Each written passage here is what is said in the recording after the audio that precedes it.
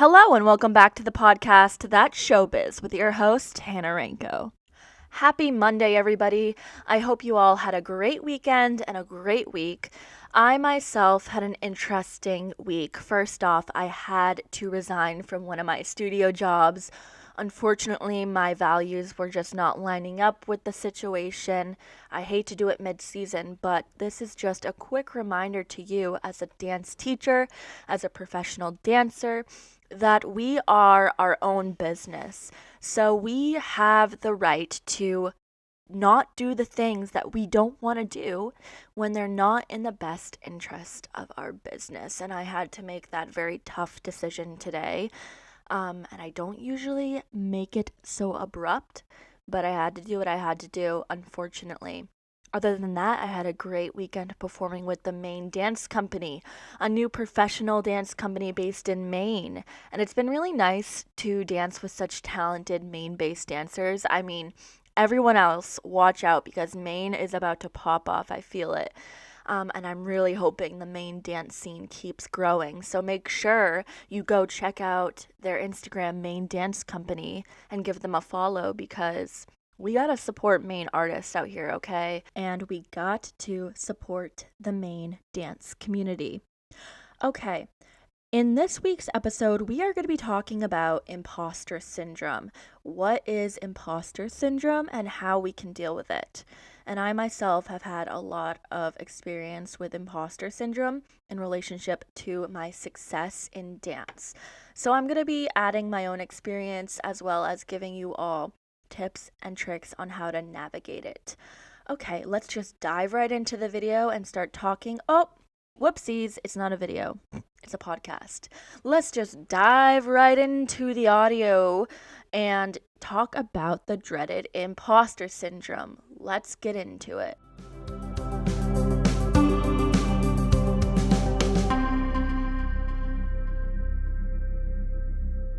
Okay, so the first thing we need to discuss is what is imposter syndrome? I feel like maybe social media has construed our idea about what imposter syndrome is. So let's just clarify. Imposter syndrome is the persistent inability to believe that one's success is deserved or has been legitimately achieved as a result of one's own effort or skills. Now, with this comes the feeling of anxiety and not experiencing success internally despite objectively being very successful and high performing. This makes people feel like a fraud or a phony, and this is spot on about what I used to feel in dance a lot. Nowadays, it comes and goes, but I've really been able to overcome a lot of my imposter syndrome. But yeah, a lot of my imposter syndrome, stems from some childhood issues and some need for control. So basically, I'll just give you some experience I have with imposter syndrome. For example, with Celtics, when I got my Celtics job, when people would say, "Oh my gosh, congrats, you so deserve it," blah, blah, blah, they'd give me compliments. I would, in my head, sometimes out loud, which is just annoying, but a lot of the times in my head, I'd always give other reasons why I got the job. I couldn't admit that my skills and my talent and my hard work got me the job. I would always tell myself, well, not many people auditioned that year, even though I had no idea how many people auditioned. Or I said, oh, it was the year after COVID, so they were more lenient. I would just give a bunch of excuses for why my success wasn't legitimate. And this was because I felt like a fraud and a phony, and I didn't understand how it was possible that my talent and skill could have landed me that job. And even before my Celtics job, I had been working in the industry throughout college at that point, getting paid for dance gigs. But even with all of my experience, I never felt like it was considered professional dance. So I never felt like a professional dancer, even though on paper I very much legitimately was a professional dancer. Objectively, I was getting paid to dance. That made me a professional. So it's just that constant feeling like what I'm doing isn't real dancing. It's not real professional dance, even though it is on paper. And even when I could acknowledge my accomplishments, I would always chalk it up to luck or being at the right place at the right time, or just anything like that. And of course, those things can contribute to you getting a job, but also I never could acknowledge my skills and hard work when that very much did contribute to me getting my jobs. Another huge symptom of my imposter syndrome was constantly being scared that I would be discovered as the fraud I was. And I really used the word fraud and phony in my head a lot, especially in college. I worked really hard and I was a good student and I had really great relationship with my peers and professors, and they all thought I was pretty smart and creative and good at choreography and all that. And so I was just so scared all the time that I would do something and I would be discovered as not being as smart as they thought I was, or as talented, or as creative, because deep down I didn't feel those things. And so I was scared that even though I knew these people thought these things, that it wasn't real. It was just a facade I was showing them. And so I had to constantly be aware that if I slipped up or messed up, they would think less of me. And you know what's funny? Now that I'm saying all of these symptoms out loud, I'm realizing I might actually still have a little bit of issue with imposter syndrome in some of my professional work. So, this is a good episode to remind me of the symptoms of imposter syndrome. With that being said, we are going to dive into the 5 types of imposter syndrome. And I'm going to go over these things because I think a huge way you can overcome imposter syndrome is by just having information about it. So, the first type of imposter is the perfectionist. And this is what I define myself as. And it's really interesting. I feel like a lot of people associate perfectionism with positive things, when really a real perfectionist can be quite debilitating. Constantly needing to be good and perfect at everything prevents you from taking risks and failing, which can prevent you from growth. So it's not always a good thing to be a perfectionist. So with a perfectionist comes the need to be perfect, obviously, and the feeling that nothing is ever good enough. Perfectionists always want more success, better outcomes, and higher prestige. Now, of course, this is good in the sense that it pushes people, perfectionists, to keep achieving. But the underlying fear here is the fear of losing control. And that is the real concern with a perfectionist, is the need to have everything under their control. Now, for me, this need for control stems from the lack of control I had growing up in a alcoholic household, and I'll just leave it there, but that really stemmed into my perfectionism and need to have everything that I could control perfect. And that's where it all stems from. So I encourage you, as you're listening, if you find yourself within these types of imposter syndrome, to try to also figure out where it could stem from, because just knowing that information helps understand it better. And understanding it better helps to deal with it better. So, let's go on to the next type of imposter syndrome, and that is the super person. The super person likes to show off their ability to do a lot of work in a short period of time. They will work overtime, they will do whatever it takes to impress their colleagues and supervisors. And really, what they're trying to do is they're trying to prove that they can handle anything in any amount of time given. The underlying fear of this is the fear of free time and taking time off. The next type of imposter syndrome is the natural genius. The natural genius wants to be perceived as quick and naturally talented. So, feedback and critique is threatening to them. And if they don't get it right the first time, they feel like they've failed. So, the underlying fear of the natural genius is a fear of failing. The next type of imposter syndrome is the soloist. And the soloist is not interested in getting support from others.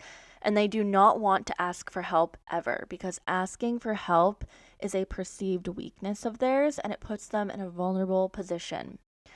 Asking for help makes them feel like they don't know what they're doing and they like to know what they're doing. The underlying fear is fear of asking for help with the soloist. And finally, the next type of imposter syndrome is the expert. And the expert wants to have all the information and skills before doing something. So they might be critical of those who work to learn. And they just want all the information before they dive right into things. And this can be tricky because a lot of times you're not always going to have all the information and skills. So it could prevent you from trying new things and taking a risk. And the underlying fear of the expert is fear of inadequacy. And I have a really hard time with that word. So sorry. Inadequacy. Of course, these are just starting off points for understanding imposter syndrome, and maybe you see yourself in multiple different types of imposter syndromes. And that's totally understandable. I just encourage you to do a little bit more research on the types of imposter syndrome. And if you do feel like you have imposter syndrome, trying to figure out what aligns with you and what could be those underlying fears. Because, like I said, once you figure out what the fear is and you can connect it back to where it could have started, you can start to rationalize those fears and figure out how to combat those fears. And if you're unfamiliar with imposter syndrome, maybe you're asking, okay, how does this relate to dance?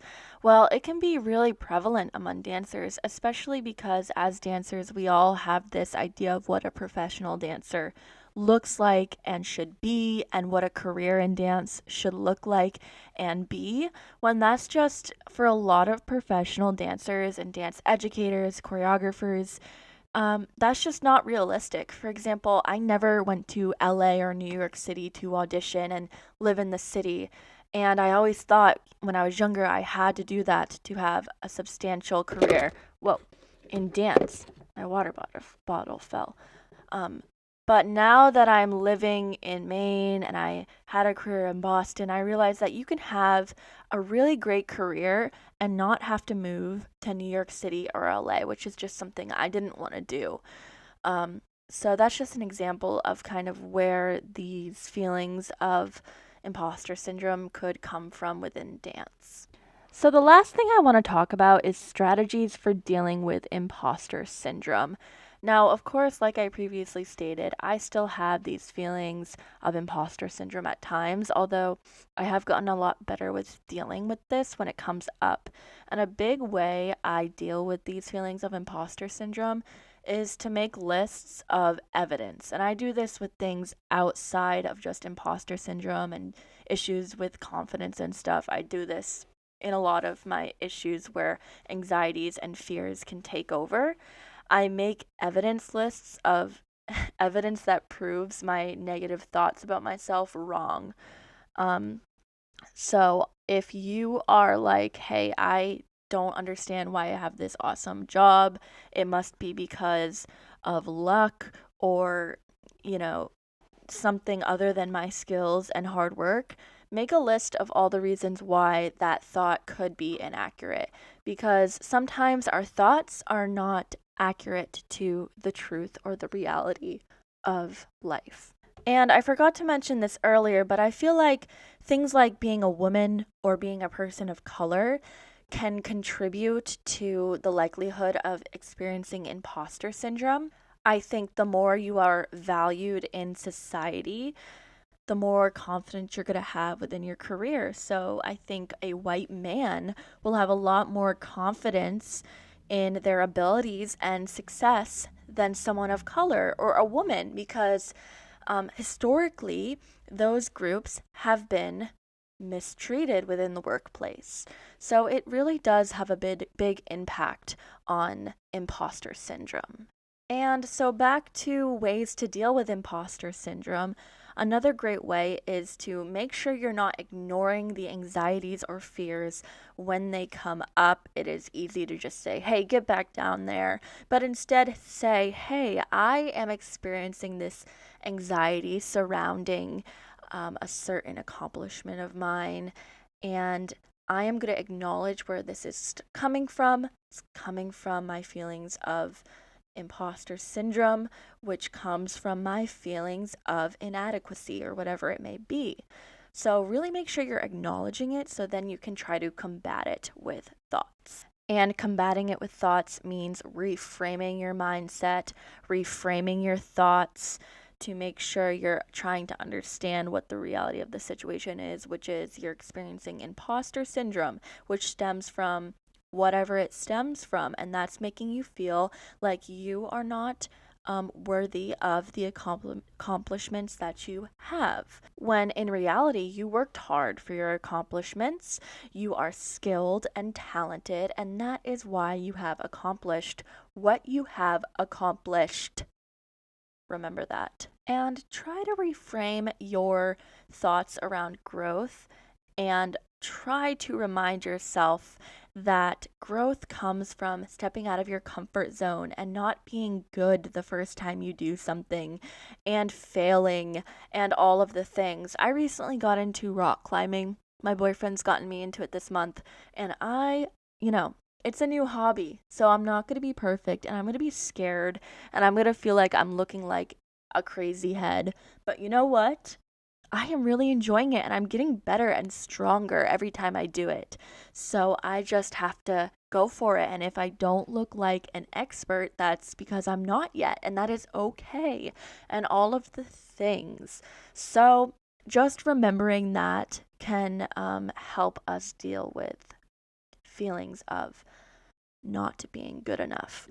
And this new hobby of mine has really built my confidence within dance of stepping out of my comfort zone, trying new things, not having to be perfect all the time, because I understand that growth does not come from staying within your comfort zone of what you can do. It comes from trying to expand your knowledge about anything you want to focus on. So I encourage you to try a new hobby, try something new, and that might help you with the imposter syndrome you're feeling within a career that you have or something you've been doing for a very long time where you have the experience and skills. Or better yet, try something new within your career, within dance. Try a new style. I used to tap in high school and had to take tap in college. Then I stopped taking tap and I never considered myself a tap dancer or good at tap. And then I took a tap class online the other day and I was like, wait, I'm not half bad. And there are things I need to learn. I still need to practice. But you know what? I can be a tap dancer if I want to be. And I don't have to be the best tap dancer in the world. And it is okay. And I am just going to learn and have fun, right? So learn new skills within your area of expertise, within dance, and build your confidence in trying new things and not being an expert. Practice self-compassion. Practice saying, you know what, it is tough being in my industry and not feeling like a total fraud, and a lot of people feel this way, and I'm not the only one, and it is okay to feel this way, and it is normal. And give yourself a big hug for me right now. Just say, you know what, you're strong. You are doing this thing despite constantly feeling like a fraud. And some people might feel this way and be like, no, I'm out of here, not doing dance. But you are still here and you are still practicing because you love what you do and you are willing to do anything for it. Good for you. You're the best. I love you. Also, realize how deceiving social media can be. People can portray themselves as one thing and be another. And so please don't compare yourself to people on Instagram with all these followers and all these dance videos. I mean, I love a good dance video. I also love social media, but it's not the end all be all. And there is a lot of experiences I've had and jobs I've had and skills that I have that are not shown on my social media. And that is okay. And you know what? When you're perceiving other people's social medias, remember that. And when you're looking at yourself and trying to compare yourself to these accounts, remember that we just don't know. And so we shouldn't compare ourselves to other people on social media. And I recommend taking a step away from it if needed. I hope that makes sense. Social media is not real. At the end of the day, it is a great tool for artists, and I think we should all use it. But if it is contributing to your feelings of imposter syndrome, if you're looking at all these accounts and just saying, oh my God, I am not like them, I don't have the career that they have, just realize that that's not necessarily true. You're just comparing yourself to something that is curated heavily, okay? And just realize too, or try to remember, I should say, that your worth as an artist is so much more than the accomplishments you have on paper. And try to remember that you are so much more than your successes and accomplishments. And try to redefine failure for yourself. Failure is not as scary as we think it is. Try to, when you step into an audition room, to remember that the worst possible thing that could happen is that you get cut. And you know what? A lot of people get cut every day, and it is okay. That is part of the process, right? Dance is a process, and if we're seeking perfection, then we are losing sight of the purpose of the process of dance. I'm going to leave it at that there, okay? That was pretty slay of me to say, okay? But I would love to hear your experience with imposter syndrome, how you deal with it, all the things. I'm actually going to post it on a question on my Instagram. Go follow it at showbizbabypod, biz with a Z. Make sure you follow my personal Instagram, Hannah Ranko. Go follow the Maine Dance Company on Instagram, the company I mentioned in the beginning of the episode. Support artists, support startup companies. Let's go. And also make sure to email me at showbizbabypod if you are interested in discussing topics about me on the podcast. Wait, hold up. Topics about dance with me on the podcast. I messed up. Okay, have a great week. Have a great Monday. Let's get it. Let's fight these thoughts surrounding imposter syndrome. No more. Not this week. We are bad AF. Bad in a good way. We are killing it. We are eating, as the kids say. Let's get this bread. Have a great rest of your week. Bye, guys.